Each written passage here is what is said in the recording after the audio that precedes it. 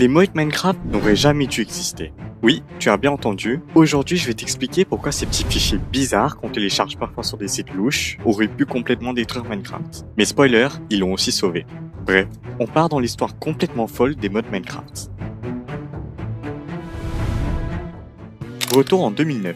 Minecraft n'est encore qu'un petit projet indépendant, vendu quelques euros en version alpha. Notch développe le jeu presque seul. À ce moment-là, le jeu est très simple, pas de grandes mises à jour, pas encore toutes les fonctionnalités que l'on connaît aujourd'hui. Les graphismes sont basiques, mais l'idée est déjà unique. Un monde infini, fait de blocs, où l'on peut construire, explorer et survivre. Le jeu commence doucement à circuler grâce aux bouches à oreille et aux toutes premières vidéos sur internet. La communauté est déjà très petite, mais déjà passionnée. Et certains joueurs passent des heures à tester toutes les possibilités. Mais à ce moment-là, personne n'imagine que le jeu deviendra un phénomène mondial.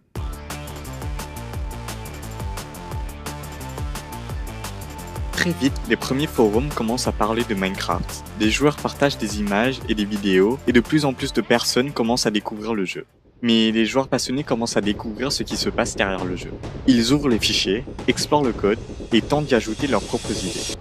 C'est artisanal, risqué et souvent instable. Mais c'est le tout premier pas vers ce qui deviendra la scène des mods.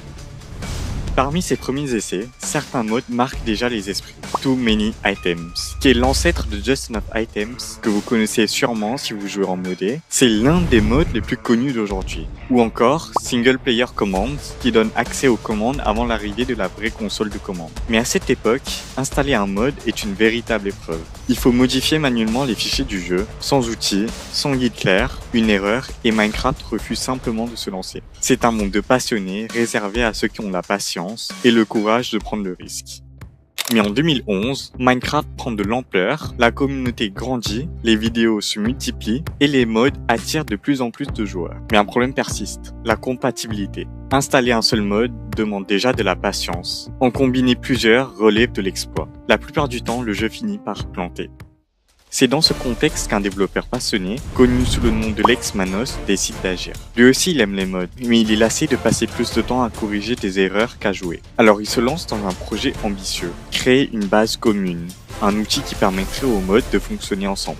Pendant des semaines, il travaille, il code, il teste, il recommence, il affronte des crashs et peu à peu son programme commence à prendre forme. Il choisit de l'appeler Forge. Avec Forge, tout change. Les mods ne sont plus isolés, chacun dans son coin. Ils peuvent enfin cohabiter, s'appuyer sur une même structure et communiquer entre eux. Pour les joueurs, c'est une révolution. Installer plusieurs mods devient enfin possible. Et pour les créateurs, de nouvelles perspectives s'ouvrent. Très vite, Forge s'impose comme la référence. Il devient le socle de presque tous les grands projets de la communauté. C'est grâce à lui que naissent certains des mods les plus marquants de l'histoire. Buildcraft et ses grandes usines automatisées. Industrialcraft et ses systèmes électriques. Domecraft et son univers magique. Ou encore MoCreatures, qui apporte dans Minecraft des créatures jamais vues. Forge a transformé la scène des mods. Sans lui, Minecraft n'aurait sans doute jamais connu cette explosion créative qui marquera les années suivantes. À partir de 2013, une nouvelle étape s'ouvre dans l'histoire des mods Minecraft. Jusque-là, la plupart des joueurs se contentaient d'installer quelques mods à la fois. Mais une idée va changer la donne. Essaient de regrouper des dizaines de mods ensemble conçus pour fonctionner parfaitement. C'est ainsi que naissent les premiers modpacks. Très vite, ils séduisent les joueurs. Désormais, il n'est plus nécessaire de passer des heures à choisir et configurer ces mods. Tout est prêt à l'emploi, équilibré et optimisé pour créer une expérience unique. Parmi ces modpacks, certains deviennent légendaires. Techit, par exemple, popularise l'idée d'un Minecraft tourné vers l'automatisation et technologie. Feed the Beast, de son côté, propose des ensembles toujours plus ambitieux, combinant magie, industrie, exploration.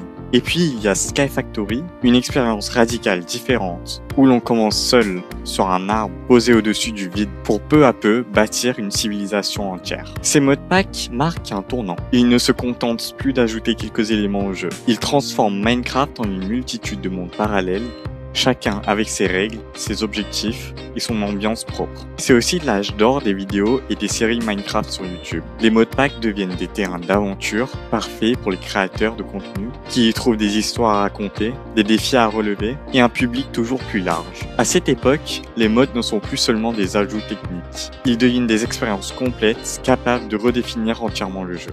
Mais derrière toute cette créativité, il y a aussi un autre visage des mods, un côté beaucoup moins joyeux. Installer des mods n'a jamais été simple. Très vite, les joueurs ont découvert un problème. Certains mods ne fonctionnaient pas ensemble. Tu en as installé un, ça marche, tu en rajoutes 2 ou 3, et d'un coup, ton jeu refuse de se lancer. C'était l'époque des crashs. Des heures à chercher ce qui bloquait, à désinstaller, réinstaller, recommencer, encore et encore, mais il y avait pire. Certains fichiers qu'on trouvait sur internet n'étaient pas de vrais ajouts pour Minecraft, mais des pièges qui contenaient des virus. Beaucoup de joueurs se sont fait avoir, simplement parce qu'ils voulaient ajouter un nouveau mode sans trop réfléchir d'où il venait. À cette époque, il n'existait pas vraiment de site officiel, pas de plateforme sécurisée. On allait chercher un mode sur les forums obscurs, des blogs personnels ou même des liens partagés sur des vidéos YouTube douteuses. Tu pensais télécharger un mode pour ajouter des meubles dans Minecraft, mais en réalité, tu ramènes un joli cheval de Troie directement sur ton PC.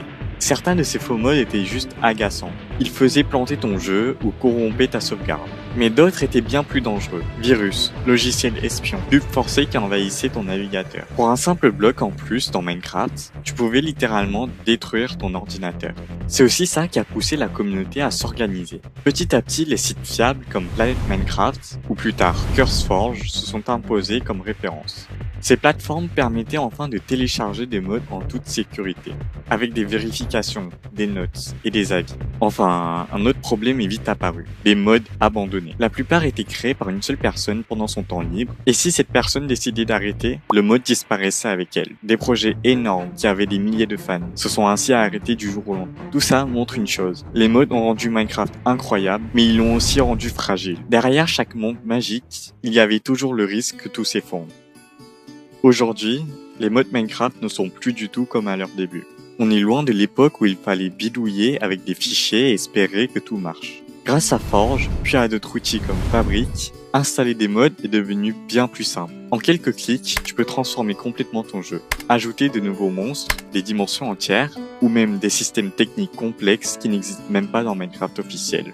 Et la communauté n'a jamais été aussi active. Des centaines de créateurs publient régulièrement des nouveaux mods, et certains sont mis à jour depuis plus de 10 ans.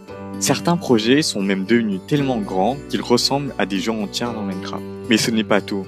Avec l'arrivée des plateformes comme CurseForge ou Modrint, trouver et installer des mods est devenu presque aussi facile que d'installer une application sur ton téléphone. Alors, quel avenir pour les mods?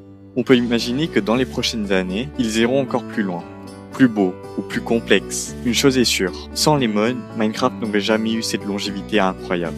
Et même si parfois ils rendent le jeu instable, ils sont aussi la raison pour laquelle tant de joueurs reviennent encore et encore.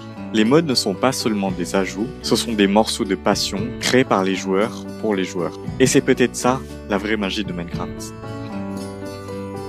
Voilà, on arrive à la fin de cette vidéo. J'ai vraiment passé beaucoup de temps à la préparer, à chercher des infos, à écrire et à monter tout ça. J'espère que ça vous a appris des choses et surtout que ça vous a plu. Si vous avez envie de discuter du sujet, partager vos souvenirs avec les mods ou même donner des idées pour une prochaine vidéo, n'hésitez pas à le faire en commentaire. Merci sincèrement d'avoir pris le temps de regarder jusqu'au bout. C'est ce qui me motive à continuer à faire ce genre de vidéos.